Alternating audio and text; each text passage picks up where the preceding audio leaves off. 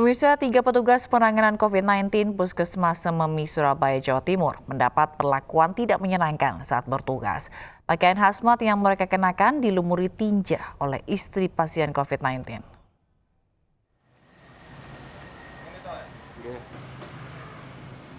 Perlakuan kurang menyenangkan menimpa petugas Puskesmas Sememi, Surabaya, Jawa Timur, yakni perawat, pengemudi, dan petugas Linmas di Rusun Bandarjo, Surabaya.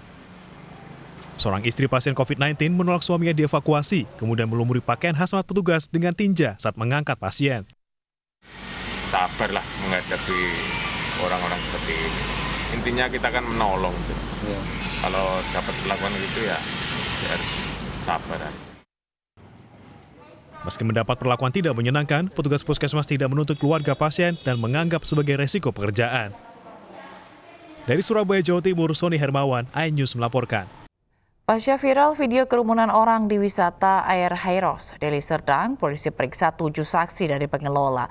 Sementara itu, pemerintah Kota Medan menutup lokasi wisata hingga waktu yang tidak ditentukan.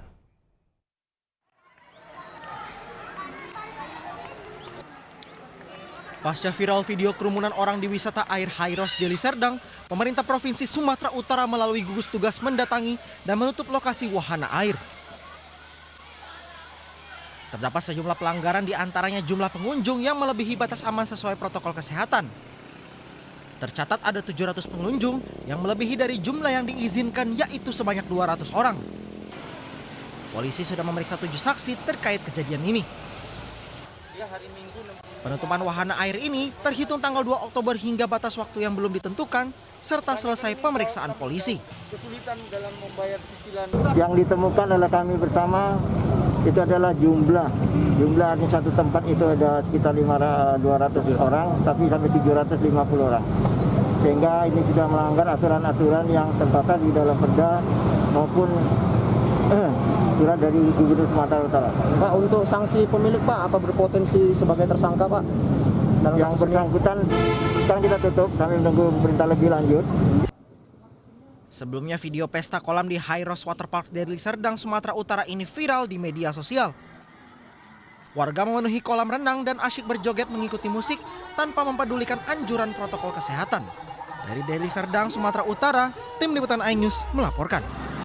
Mulai hari ini, pemerintah Kota Bekasi membatasi jam operasional tempat usaha untuk menekan penyebaran COVID-19. Pembatasan dilakukan terhadap tempat makan, tempat hiburan, hingga pasar tradisional dan modern.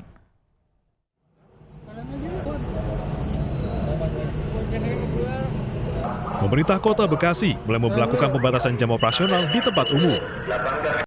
Sejumlah tempat umum seperti tempat makan, tempat hiburan, hingga pasar tradisional dan modern hanya boleh beroperasi hingga jam 6 sore. Namun di sekitar Ruko Galaksi Bekasi Selatan Jumat malam, aktivitas warga masih terpantau normal.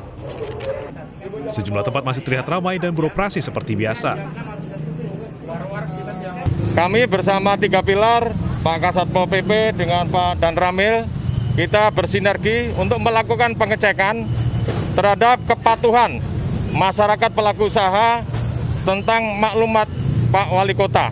Jadi kita sisir tadi mulai dari berangkat dari kecamatan, ada beberapa tempat yang sudah kita peringatkan, kemudian kita bikin surat peringatan bagi apabila yang melanggar jam operasional yang ditetapkan yaitu jam 18.00. Pembatasan jam operasional ini berlaku mulai tanggal 1 hingga 7 Oktober 2020 sebagai upaya menekan persebaran COVID-19. Hingga hari ini, di Kota Bekasi tercatat lebih dari 3.000 kasus positif COVID-19. Dari Bekasi, Jawa Barat, Kevin Pakan, Edu Patikawa, Yudi Permana, iNews melaporkan. Pemerintah secara resmi menetapkan harga batas tertinggi swab tes mandiri untuk masyarakat sebesar Rp900.000. Harga ini akan menjadi patokan rumah sakit dalam menjalankan swab tes mandiri. Ini dilakukan atas desakan agar harga swab tes atau tes usap COVID-19 lebih murah.